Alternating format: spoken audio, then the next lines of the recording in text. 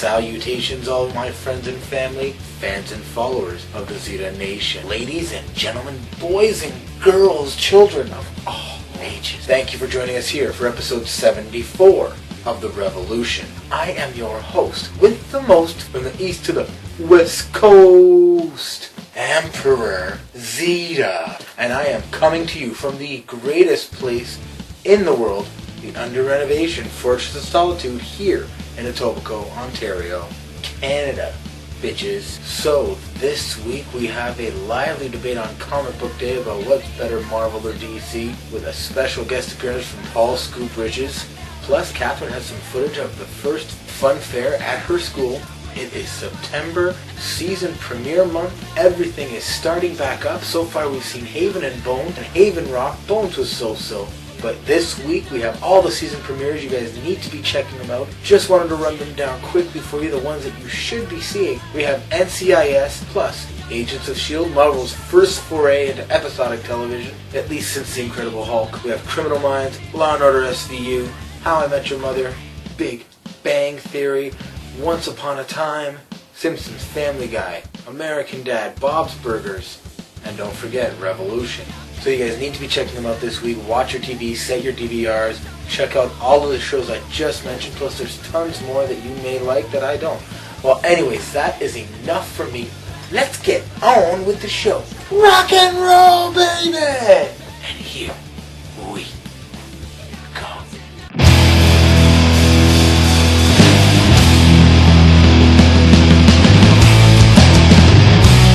So this week's been kind of rough because Anthony had a bit of bronchitis. He's been on a couple puffers all week. He's only getting better. We're on the last day now, so we are in Anthony's new room. Anthony's been in his room now for 1 week. 1 week today. He likes it. He really likes his new room. He's getting more mobile. He's not so much crawling, but he's trying. He's pulling himself along. It's hilarious.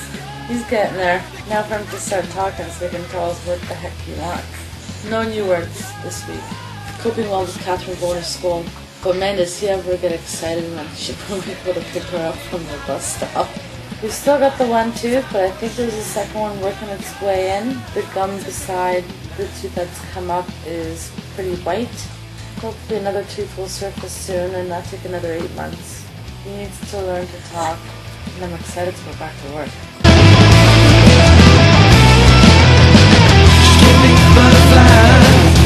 With those devilish eyes, that's when she put my hand in between her thighs. Night wasn't getting any younger, it was a sobering thought. So have another drink and give me all you got.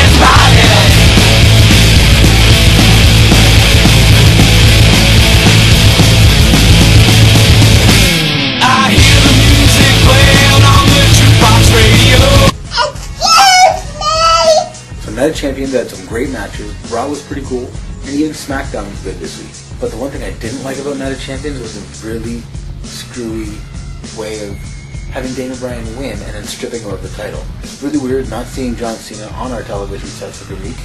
but I hope he's resting up and I hope he's enjoying the way things are going without him as a figurehead. So the new face of the company, Randy Orton, using every dastardly trick that he can.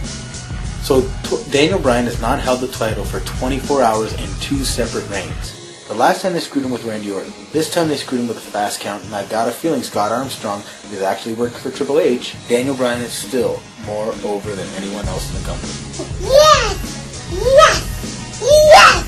My favorite part was that all the supposed top faces on Raw in the back came rushing out to Daniel Bryan's aid finally at the end of Raw.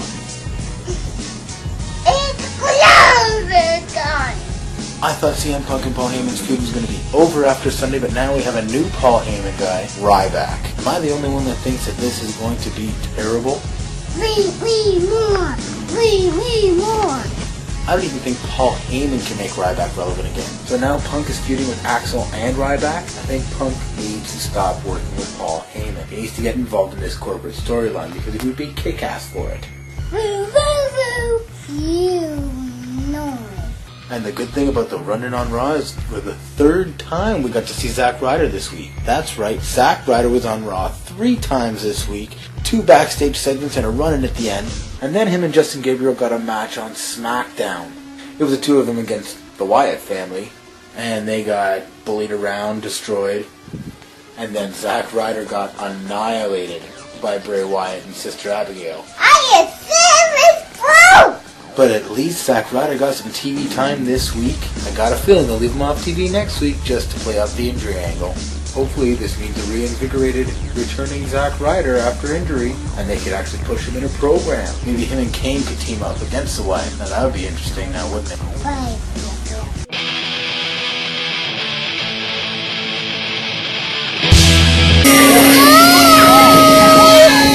When I was a baby, I used to sleep all day long. All day. Doing good on that house there. Come get me! Get me! Do you believe it still when you hear the word? Listen up the this. Pop it away from it. Got it by someone.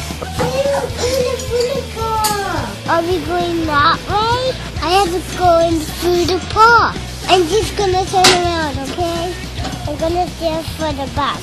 When do it comes? And once you know the cars go by. Wow!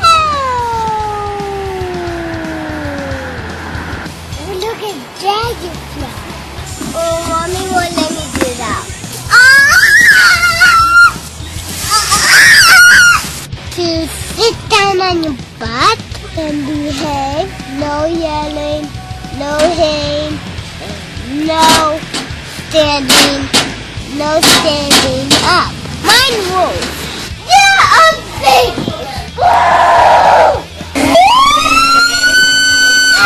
So get out of here.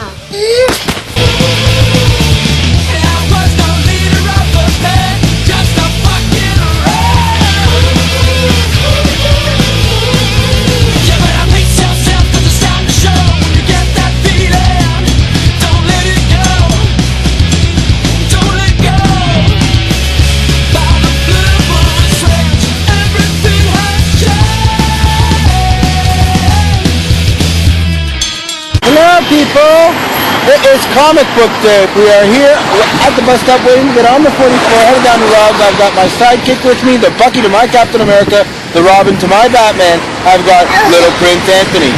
As I said, he's a strong silent type. We are headed down to Excalibur Comics to the Prophet and the Expert, find out what Robin and Fred have to say in this second week of comic book day without Catherine. So, we will see you soon, people. See you soon, people. So we made it back down here to Excalibur Comics. Fred is waiting here to greet us. If you guys can see him up there, that's how badly he wants to see us this week. So we're headed upstairs. We're going to find out what Rob and Fred have to say for week 2 without Catherine. I do have my little sidekick though. And guess what time it is? Steps of Doom. Rob really needs to get an escalator. This is Excalibur Comics, 3030 Bloor Street West, upstairs above the Kingsway Theater. Some beers and bongs and Rob Ford. He only picks up DC, the inferior company. Is going to be plugging the Marvel books. Is Marvel publishing anything good besides Hawkeye? Jonathan Hickman, Mike Diodato. Come up with an equal to that. Jeff Johns. And I'm going to convert to the Dave Finch now. That is the one good DC book. I already plugged it. I will show you a number of good Marvel books in comparison with that. I'll start off with The Secret Avengers. There's a nice thing about it. There's an artist by the name of Butch Geist. Butch Geist is one of the best artists in comics. And he's doing this particular issue of Secret Avengers, as opposed to the second-rate artwork from DC Comics. Daredevil, we get Mark Waid, who again is a brilliant writer, and he's been doing a great job on Daredevil. Whereas opposed to what have we had for DC, I can't think of anything. Can you? Issue 31, I recommend it. Then we're going to move on. Thor, God of Thunder. This stuff says it's alone. Here you have Jason Aaron, a good writer. You have great artwork by Ron Garvey. And Thor, one of the best titles coming out, which is a miniseries, I know, but it's still quite good, and I would strongly recommend it, which is Infinity, and Marvel's putting out, which is good at Thanos Invasion. So I would highly recommend this book.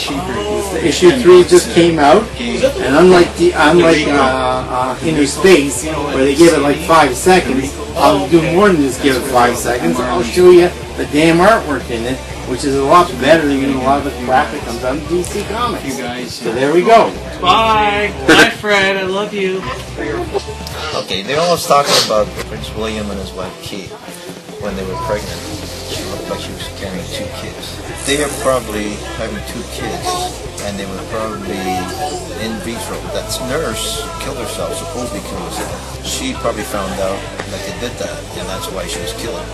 If you think about it, why would you kill yourself for making a simple mistake of mistaking the clean overflow? It had to be something more serious, and I think she stumbled onto the secret that she was carrying 2 kids, and that hospital was specializing in that new procedure. The time of the killing and the time of the birth, Kate would be giving birth in September, and it would be 2, not 1. Generally, the bloodline, they like to hide the heirs or the descendants. Throughout history, the royal families would do that. Same like Howard Hughes, descendant of Lincoln. Lincoln didn't even know his father. Clinton didn't know his father. People you think came out of nothing and became rich, it's all because they didn't know their father, and it's probably a Rothschild who sponsored their wealth and so forth in the future. They had to hide the bloodline somehow, and Kate was actually having 2 kids, and it's not August the kid was born, the 2 kids will be born this month. Well, that's it. It's done. So ends another episode of the Zita Nation. Thank you for joining us here for another episode of The Revolution, and come back next week for a brand new episode 75 right here on YouTube. Go back and check out all of my other episodes right here on YouTube, and subscribe to my channel, one word, Emperor Zita, right here on YouTube. Don't forget to pick up your Drop Dead Pinups Electric Night CD. Check them out on iTunes and follow them on Twitter for all the news about their brand new album at Drop Dead Pinups. Don't forget to follow me on Twitter at Emperor Zita, and head down to Excalibur Comics for all your comic book and conspiracy related needs. By the way, long live Marvel. Millions of dollars, millions of dollars, millions of dollars, millions of dollars.